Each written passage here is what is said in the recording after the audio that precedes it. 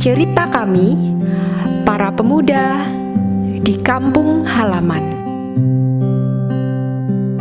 Layang pandang sudut-sudut kampung halaman, rekam kenang, takkan ku biarkan hilang. Hai, aku Agnes dari Kendal, Jawa Tengah. Menurutku literasi tidak hanya tentang membaca, tetapi juga bisa jadi media kolaborasi dan berkarya bersama. Setelah lama merantau, aku pulang kampung dan pengen bikin sesuatu, tapi belum ada teman. Awal pandemi, aku mulai sendiri dengan membuat zin atau semacam buku sederhana khusus buat anak-anak yang belajar di rumah.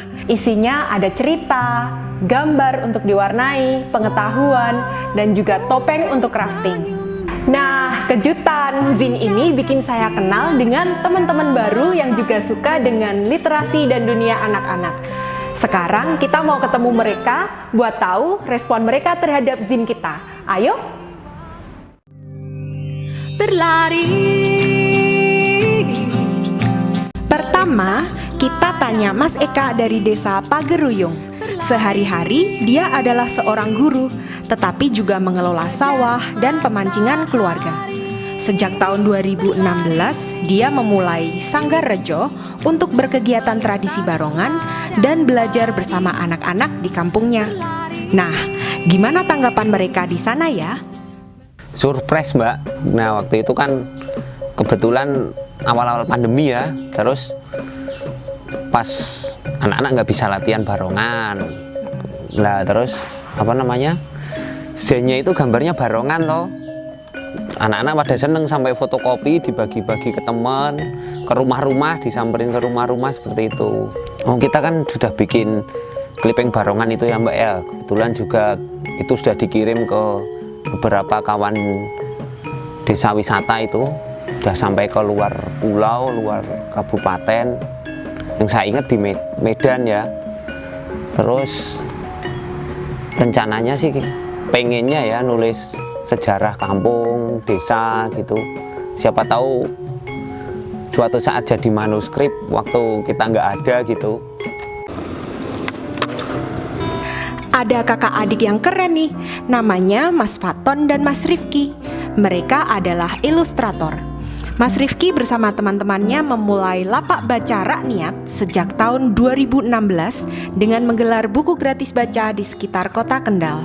Sayangnya, sejak pandemi mereka harus berhenti melapak dan kegiatan pindah di rumah di mana Mas Faton menemani adik-adik.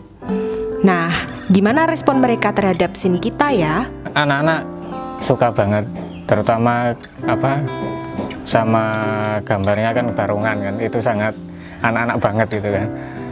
Terus itu ada beberapa pilihan kan, dari ada cerita, ada gambar buat mewarnai, terus ada topeng kan, bisa digunting itu. Jadi mereka bisa milih yang mereka suka gitu. Mungkin kalau kita bikin zin sendiri kan, konten di dalamnya kan kita bisa sesuaikan, dan itu bisa dari request anaknya, isinya nanti mau apa gitu kan, kita bisa diskusikan.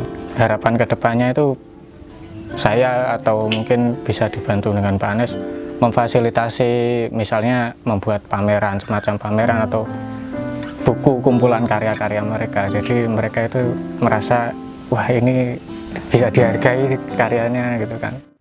Nah, dari zin yang pertama, kami lanjut bikin zin berikutnya dengan usulan tema dari adik-adik. Ada tentang truk, Idul Fitri, dan juga lingkungan. Belum lama ini, kami juga merayakan 17 Agustus dengan acara mewarnai bersama di kampung masing-masing. Ada teman dari Sumba ikutan juga loh. Saat ini, kami sedang menyusun buku Surat Cerita Sahabat yang isinya surat-surat dari seluruh anak Indonesia. Mereka bercerita tentang perasaan mereka selama pandemi COVID-19. Ada 140 surat loh. Dan ternyata literasi menyatukan kita. Tidak hanya kami di Kendal, tetapi juga dengan teman-teman di seluruh Indonesia.